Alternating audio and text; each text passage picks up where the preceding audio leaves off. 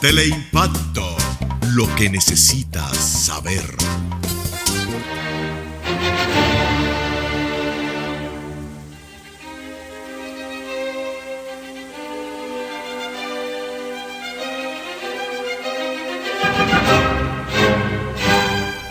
Saludos dominicanos, en todo el territorio de la República. Les habla Leopoldo Espaillat y hoy Agenda Nacional va a continuar en su esfuerzo de orientar a la nación en la búsqueda de cómo hacer una convocatoria de la Asamblea Revisora, especie de constituyente pero de voluntad popular, para poner una agenda que resuelva los problemas que dejó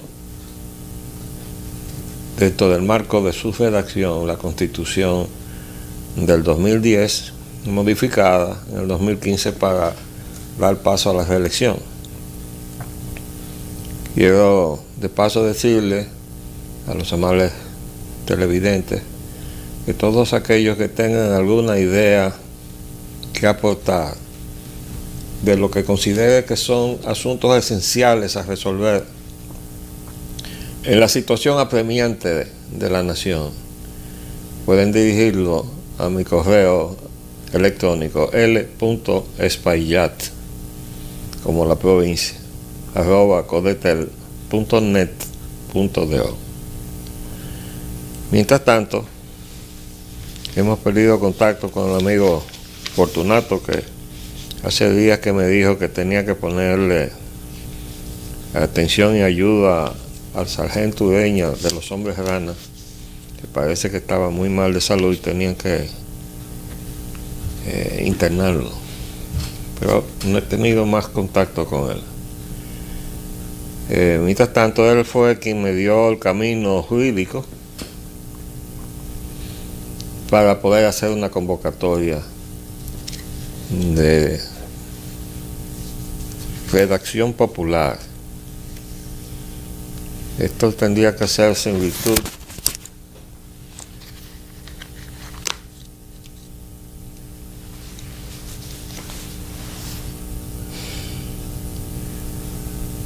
primero porque la Constitución enuncia que la República Dominicana es un Estado social y democrático de derecho. Y el artículo 2 establece la soberanía popular como la esencia del manejo del Estado de Derecho. El artículo 97 establece la iniciativa de la legislativa popular. Y el artículo 4 establece una necesidad perentoria que hemos identificado, que al establecer el gobierno de la nación pone la separación de poderes, y lo que tenemos ahora realmente son poderes que son dependientes del poder ejecutivo.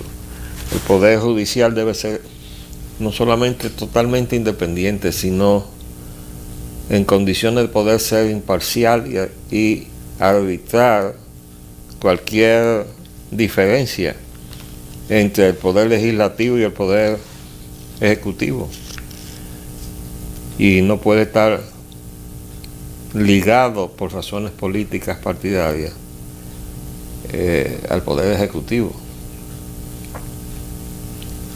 Entonces, esas son de las cosas esenciales que hemos identificado, pero nosotros hemos ido apuntando otras. Por ejemplo, nosotros vemos que el gobierno tiene dos emplazamientos en términos salariales. El más radical es el de los médicos, por la forma poco agria en que se ha producido el intercambio. También tenemos las demandas de la Universidad Autónoma de Santo Domingo insatisfechas, y tenemos la de los maestros por otro lado, aunque eso no se ha desarrollado, digamos, en toda su extensión, pero está ahí planteada, al igual que otros sectores de la administración pública. ¿Por qué? Bueno, en primer lugar, porque no es posible que el Banco Central haga un estimado del costo de lo que sería por lo menos el costo mínimo de la canasta familiar para una familia, y que el salario que le den a los servidores públicos esté extremadamente por debajo de ese costo. De manera que si hay una referencia obligada al salario mínimo, es ese costo de la canasta familiar determinado nada menos que por el Banco Central. Por otro lado, nosotros le dijimos que habíamos tenido una misión cuando leímos el borrador de documentos que hemos estado redactando como introducción a este esfuerzo, y se nos había quedado que hay 265 millonarios cuya fortuna equivale casi al 50% del Producto Interno Bruto de la nación. Es un 49, que es decir 50, lo cual demuestra la inequidad en la distribución de la riqueza. Hay una minoría que se queda con la mayor parte y una mayoría que se queda con la mayor parte de la pobreza. A eso tenemos que agregar, entonces, no solamente que la compensación salarial equivalga por lo menos al costo de la canasta familiar, sino que además el salario debe ser indexado anualmente conforme a la inflación que haya determinado el propio Banco Central.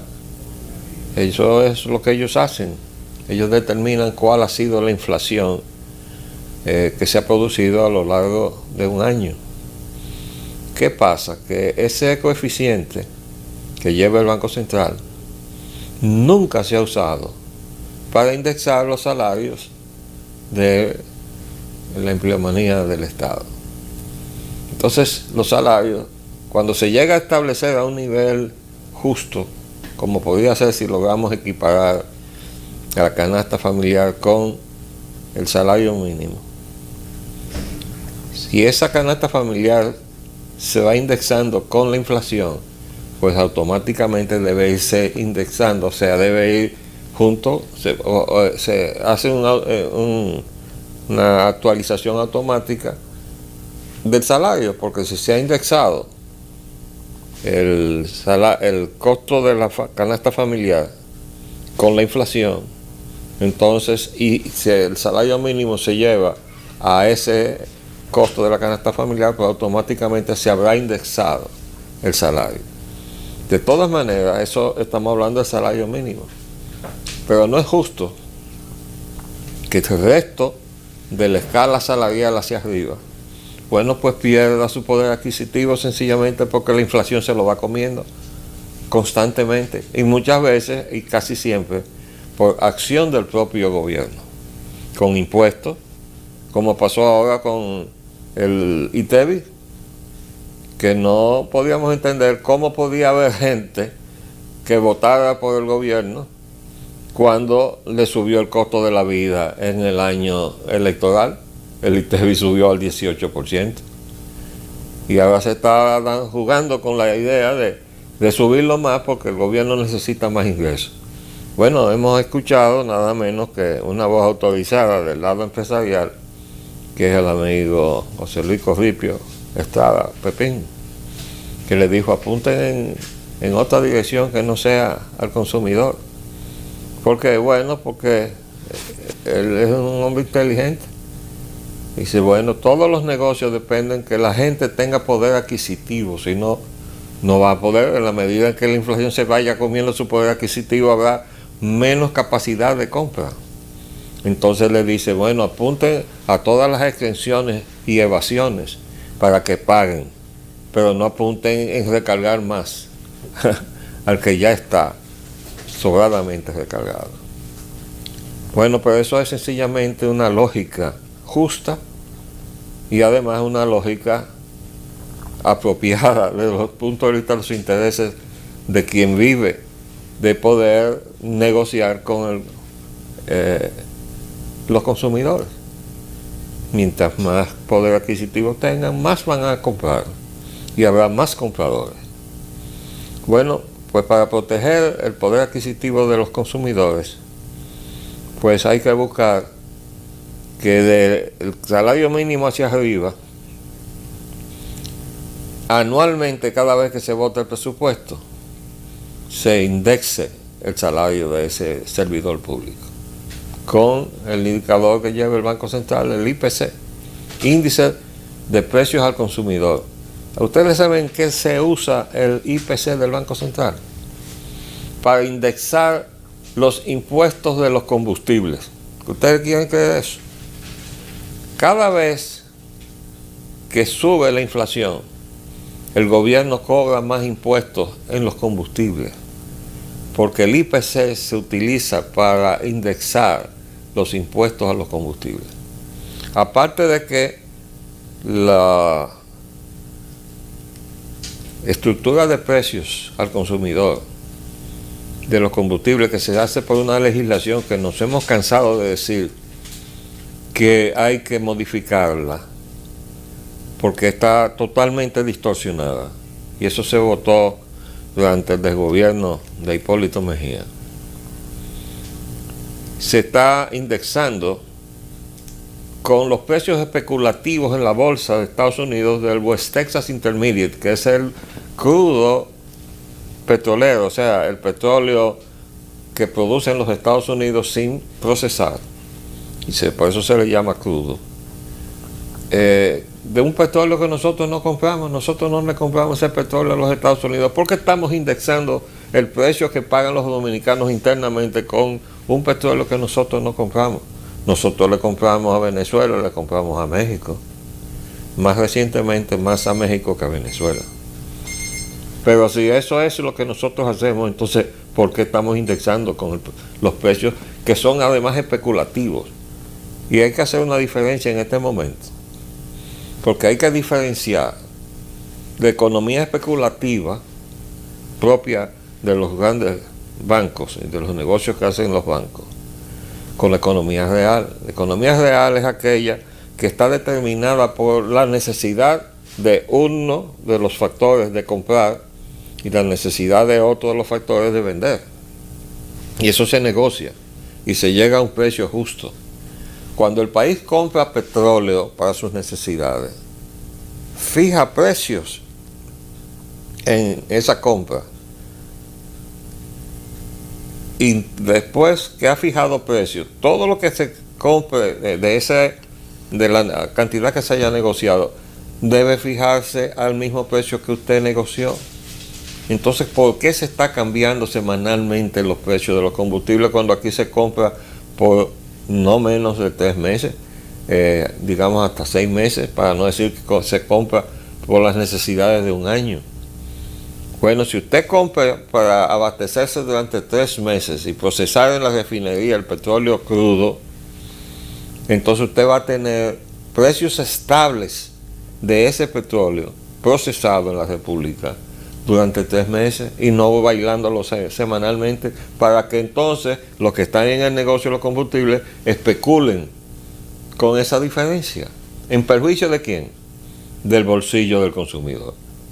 Bueno, tenemos una estructura viciada en la economía, pero yo quería decir que por lo menos entre las prioridades que debemos consignar en una modificación de la Constitución es la obligación del Estado de indexar la remuneración en función de la inflación.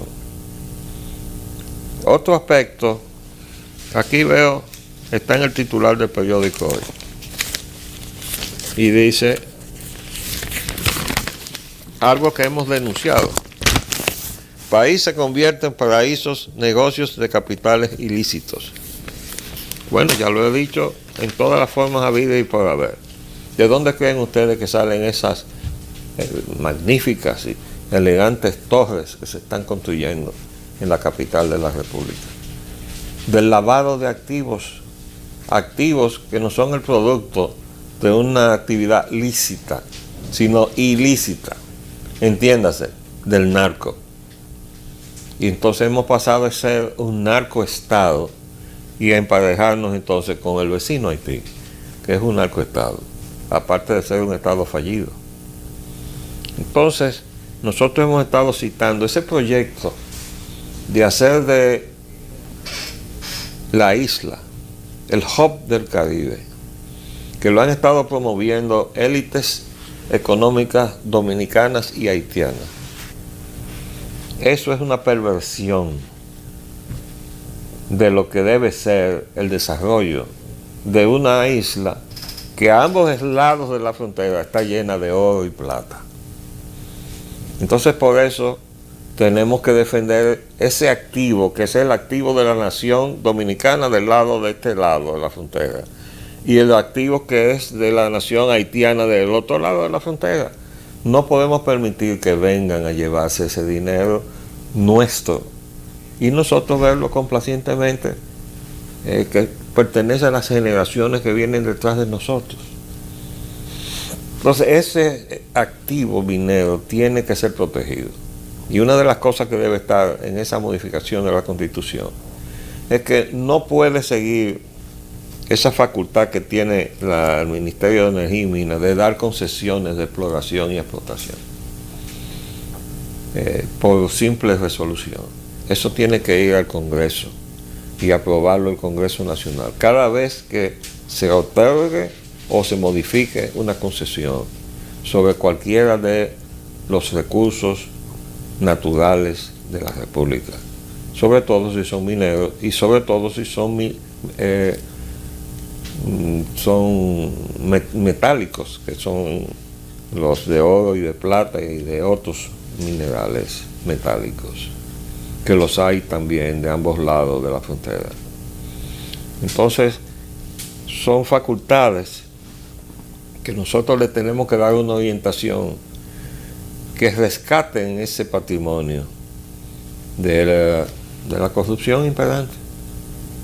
Porque creo que eso no lo discute nadie, porque cuando usted tiene 2.000 y tantos funcionarios del Estado que no han declarado sus bienes, eso ya de por sí da una indicación sospechosa de que las cosas no están bien. Ahora, esa es otra modificación que hay que poner en la Constitución, porque eso debe ser automático.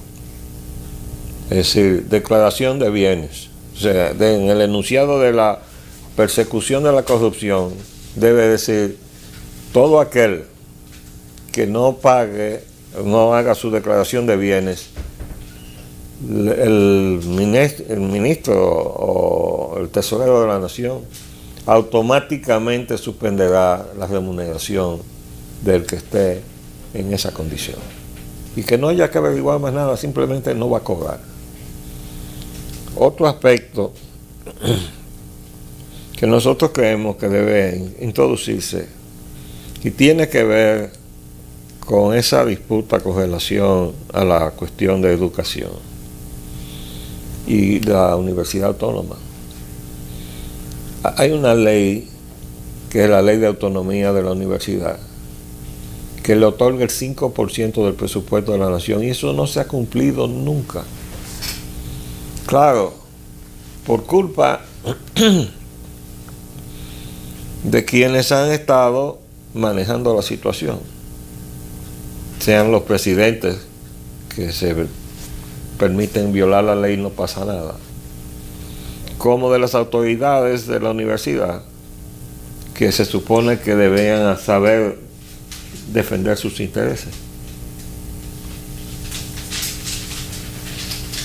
Yo me he cansado de decirle al representante de la Federación de Profesores de la Universidad Autónoma de Santo Domingo que en lugar de estar ofreciendo marchas, arriesgándose a que sean objeto de una represión que vaya a producir una desgracia,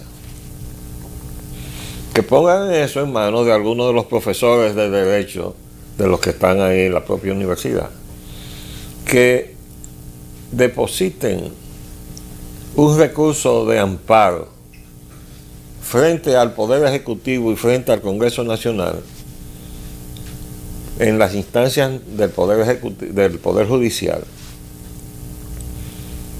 reclamando amparo, porque es la Constitución la que dice que donde quiera que la ley no se cumpla, usted tiene derecho a un recurso de amparo. Bueno, pues en lugar de usted hacer una marcha y exponer a los muchachos a que los malogren, como ha pasado históricamente, usted simplemente recurre al derecho. Bueno, pues no ha sido posible meter eso en la cabeza de los representantes del FAPROBAS, y he hecho uso de mi autoridad moral, porque la primera asociación de profesores que se fundó en la Universidad Autónoma de Santo Domingo fue en la Facultad de Ingeniería y Arquitectura, a iniciativa de quien habla. Y el primer presidente de esa asociación fui yo. Y yo les reclamé eso y se lo escribí. Y han estado mamoneando con eso para hacer otra cosa. Parece como que quisieran hacer un desorden en lugar de resolver el problema de la Universidad Autónoma de Santo Domingo. Bueno, pues esa situación, ¿qué está poniendo en evidencia? Otra cosa de los argumentos que le he dado. Señor, si ustedes dicen que la universidad se gasta el 40% del dinero que le entregan, no el que le corresponde, en tratar de salvar el bachiller deficiente que le entrega una educación que ahora tiene el 4% del Producto Interno Bruto, y prepara un bachiller que cada vez es más deficiente en su formación, y entonces la universidad se gasta el 40% tratando de subirle el nivel a ese bachiller, y que el gobierno se haga de la vista gorda y le regatee los recursos que necesita para hacer las cosas que precisa hacer para cumplir el mandato que la propia Constitución dice, que el Estado está obligado a dar una enseñanza gratuita a todos los niveles. Bueno, entonces yo considero que la Constitución debe abordar esa situación y además eliminar esa duplicidad de que haya un Ministerio de Educación Superior y un Ministerio de Educación, y por otro lado está un Ministerio de Cultura, cuando todo eso es parte de una misma cosa, como lo fue antes. Entonces debe haber un solo Ministerio de Educación, porque eso tiende a darle continuidad a la formación del estudiante, desde el nivel más bajo hasta el más alto, que es el universitario. Pero no que haya un Ministerio de Educación que se lava las manos entregando un bachiller malo, y entonces un Ministerio de Educación Superior que les regatea a la Universidad Autónoma de Santo Domingo los recursos que está pidiendo. Porque bueno, porque cada quien está en lo suyo. No es la ministra de Educación Superior no es responsable del la mala calidad o deficiencia del bachiller que entrega el ministro de Educación. Es que bien, Bueno, pues eso hay que eliminarlo, porque hay una sobrepoblación de ministros que no hacen nada. Y otra cosa es que si el Ministerio de Recursos Naturales, de Ambiente y Recursos Naturales, sirve para dar permiso para hacer carbón con el bosque nacional, lo que hay que hacer es cerrar ese ministerio, porque eso es absolutamente inaceptable. Y de alguna manera, a nivel constitucional, tenemos que proteger la naturaleza de este suelo que nos ha tocado, de esta parte de los 2/3 de la isla de Santo Domingo. Entonces, si tenemos que ponerlo en la Constitución, vamos a ponerlo. Desde luego que no es una garantía, porque como ustedes saben, la Constitución, según ya se anunció una vez con uno de nuestros gobernantes, es un pedazo de papel. Bueno, pues la Constitución fue la que movió a la defensa de la constitucionalidad en 1965, porque los dominicanos hemos aprendido eso. Claro, teníamos un Rafael Tomás Fernández Domínguez, que fue el Duarte de abril del 65, no fue Camaño. A Camaño tuvimos que arrastrarlo nosotros. Yo tuve que hablar 3 veces con Camaño para convencerlo de que entrara al movimiento. Pero el movimiento fue idea de Rafael Tomás Fernández Domínguez y el mérito histórico de esa lucha, que fue frustrada con una intervención militar para poder aplastar el triunfo que ya se había alcanzado de las tropas constitucionalistas sobre las tropas golpistas. Fue una intervención militar ordenada por Lyndon Baines Johnson. Entonces, vamos a ver. Yo les reitero que aquellas ideas que ustedes consideren que deben ser prioritarias en este esfuerzo, las pueden hacer llegar a mi correo electrónico. Nos despedimos hasta mañana. Les saludo Leopoldo Espallá Nanita. Hasta luego.